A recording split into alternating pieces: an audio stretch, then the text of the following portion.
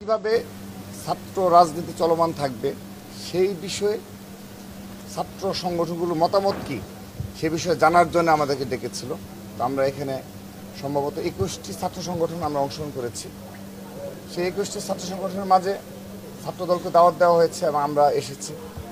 আমরা প্রথম শুরু থেকে শেষ পর্যন্ত আমরা অংশগ্রহণ করেছি।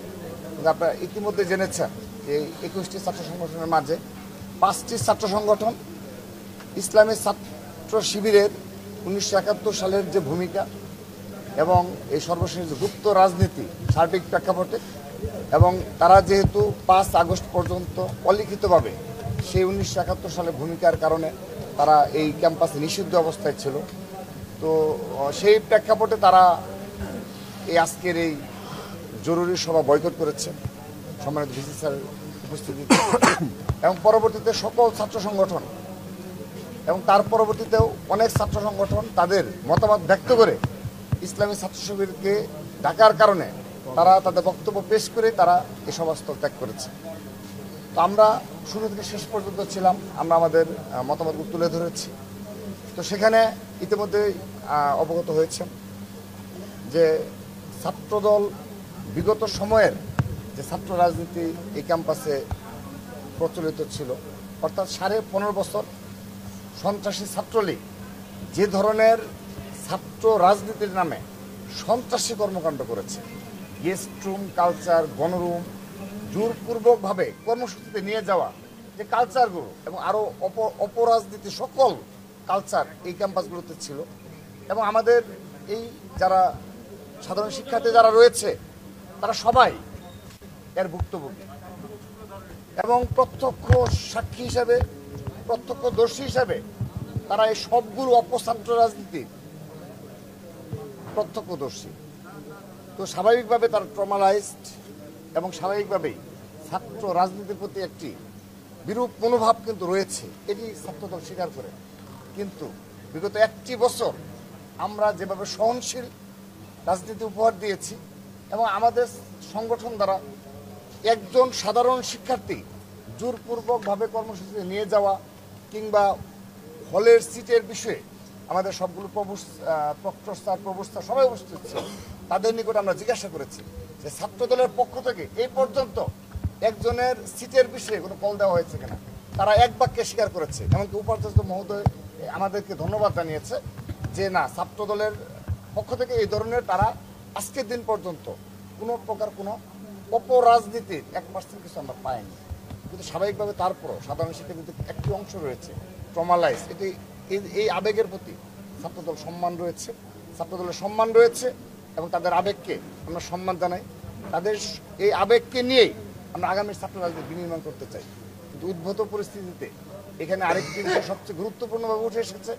আমরা আমাদের ছাত্র সংগঠনগুলো আমাদের মতামত দিয়েছি, আমরা অনুরোধ জানিয়েছি ছাত্রদলের পক্ষ থেকে আমরা অনুরোধ জানিয়েছি, আমরা আজকে ছাত্র সংগঠনগুলো আমরা আমাদের মতামত ব্যক্ত করলাম যে ক্যাম্পাসে এবং হল পর্যায়ে কী ধরনের রূপরেখা প্রয়োজন, একটা রূপরেখা লিখিত রূপরেখা প্রয়োজন যে এর বাহিরে কেউ কিছু করতে যেন না পারে এবং গেস্ট রুম গণরুম কালচার ছাত্র রাজনীতি কোনো কিছু যেন না থাকে, সেই বিষয়গুলো আমরা তুলে ধরেছি। ঠিক একইভাবে আমরা স্পষ্টভাবে আমরা তাদের নিকট অনুরোধ জানিয়েছি যেন শুধুমাত্র ছাত্র সংগঠনগুলোর মাঝেই নয়, তারা যেন জেনারেল স্টুডেন্টদের কাছ থেকেও যেন কিছু মতামত যেন নেয়, তারা যেন বাস্তবিকভাবে এই 2025 সালে তো শেষ কথা নয়, আগামীতেও এই ঢাকা বিশ্ববিদ্যালয়ে থাকবে এবং ঢাকা বিশ্ববিদ্যালয়ে একটা সুস্থ ধারার ছাত্র রাজনীতি প্রচলিত থাকবে ইনশাআল্লাহ।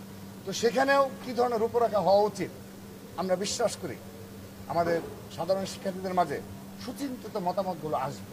আমরা অনুরোধ জানিয়েছি বিশ্ববিদ্যালয় প্রশাসনিক তারা যেন সাধারণ শিক্ষার্থীদের মতামতগুলো নিয়ে এবং ছাত্র সংগঠন মাঝ থেকে আজকে যে মতামতগুলো নেওয়া হলো তার প্রেক্ষিতে একটি ঐতিহাসিক রূপরেখা তারা প্রণয়ন করবে, আমরা সেই বিশ্বাস করি।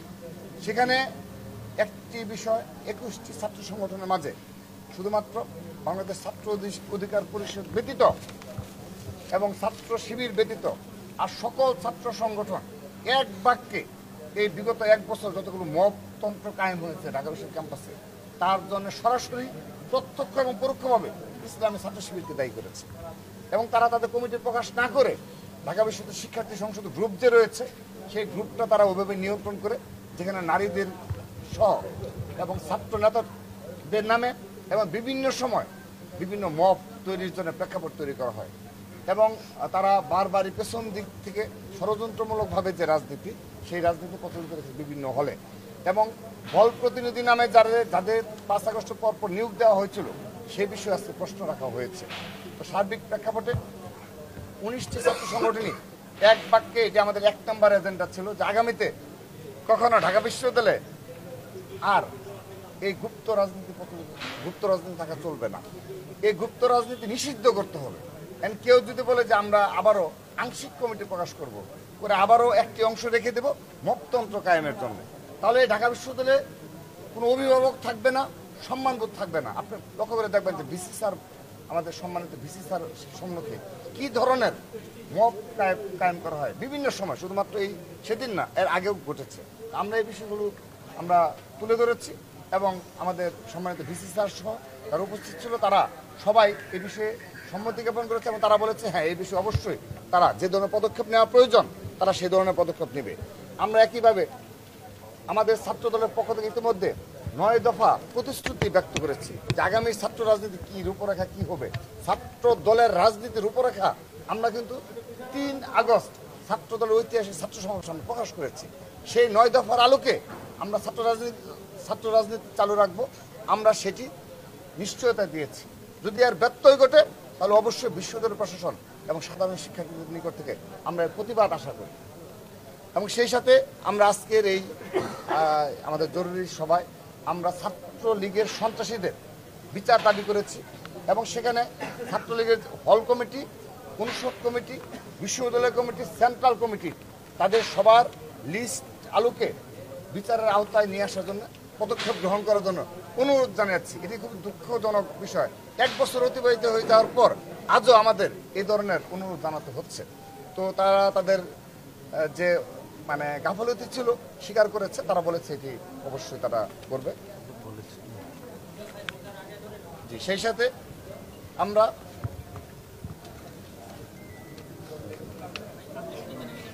আমরা আরেকটি বিষয় এখানে উল্লেখ করেছি যে বিগত 15.5 বছরে যে ধরনের ছাত্র রাজনীতি নামে সত্যিকার সন্ত্রাসীদের অভয়ারণ্য ছিল ক্যাম্পাসগুলো, শুধুমাত্র ঢাকা বিশ্ববিদ্যালয় নয়, বাংলাদেশের সকল ক্যাম্পাস।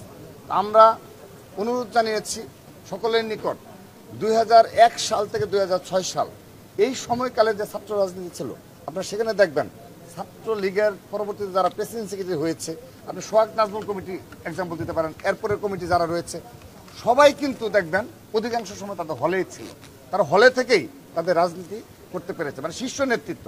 আর যারা ছিল তারা তো সবাই করতে পেরেছে। তো বিএনপির আমলে, ওই শাসন আমলে, অর্থাৎ 20 বছর আগের ঘটনাও আমরা ব্যাখ্যা দিয়েছি। সেই 20 বছর আগের যে শাসন ছিল সেখানেও একটি সহনশীল ছাত্র রাজনীতি চালু ছিল। অবশ্যই সেই সময়ে পারিপার্শ্বিকতায় অবশ্যই আমাদের কিছু বিষয়, অনাকাঙ্ক্ষিত বিষয় ঘটেছে, আমরা এটি স্বীকার করেছি সরল বাক্যে সকল ছাত্র সংগঠনের মাঝে। কিন্তু আমরা এই 15.5 বছরে সন্ত্রাসী ছাত্রলীগ যে ধরনের অভয়ারণ্য কায়েম করেছিল, ফ্যাসিস্টদের সহযোগী হিসাবে এমন কোনো অপকর্ম নাই তারা করে নেই। কিন্তু সে ধরনের ছাত্র রাজনীতি অতীতে কখনোই ছিল না এবং আগামীতে ইনশাআল্লাহ কখনোই আসবে না। তার প্রমাণস্বরূপ আমরা যে 1টি বছর বিগত সময় পাড়ি দিলাম, সেই সময়কালকে ধরে সকল ছাত্র সংগঠনের নেতৃবৃন্দকে আমি অনুরোধ জানিয়েছি তারা যখন বক্তব্য রাখবে তারা যেন এক করে বক্তব্য যেন না রাখে, এতে ফেসিবাদ পুনর্বাসনের একটা সম্ভাবনা জাগে এবং সন্ত্রাসী ছাত্রলীগ উৎসাহিত হয় যে আমরা যা করেছি হয়তো আমাদেরটা ক্ষমাযোগ্য। তো সে কারণে আমরা তাদেরকে অনুরোধ জানিয়েছি। অর্থাৎ সার্বিক প্রেক্ষাপটে আমাদের আজকের সকল ছাত্র সংগঠনের মাঝে একটা ঐক্য গড়ে উঠেছে যে এই ক্যাম্পাসে কোনো গুপ্ত রাজনীতি চলবে না। তারা যদি বলে এই চাপের ফলে সকল ছাত্র সংগঠন চাওয়ার ফলে তারা যদি মনে করে যেন আমরা আবার আংশিক, আমাদের 14 সদস্য কমিটি ছিল, আমরা আরো 10 জনের তালিকা প্রকাশ করলাম, সেটি আমরা মানব না। আমরা গুপ্ত রাজনীতি নিষিদ্ধ চাই। কারণ এই সর্বশেষ সময় ঢাকা বিশ্ববিদ্যালয় ক্যাম্পাস সহ সকল ক্যাম্পাসে যে ধরনের মপতন্ত্র কায়েম হয়েছে তার অধিকাংশ এই গুপ্ত সংগঠন দ্বারা সংগঠিত হয়েছে বলে আমরা ঐক্যমতে পৌঁছেছি। এবং সেই সাথে ছাত্রলীগের সন্ত্রাসীরাও কিংবা ছাত্রলীগের যে সকল সমর্থক রয়েছে এখন হল পর্যায়ে এবং নেতৃবৃন্দ রয়েছে যাদের পুনর্বাসিত করা হয়েছে, তারাও এই সর্বশেষ মপতন্ত্র কায়েমের মবের ঘটনার সাথেও জড়িত বলে আমরা স্পষ্টভাবে জানিয়েছি। সবাইকে ধন্যবাদ।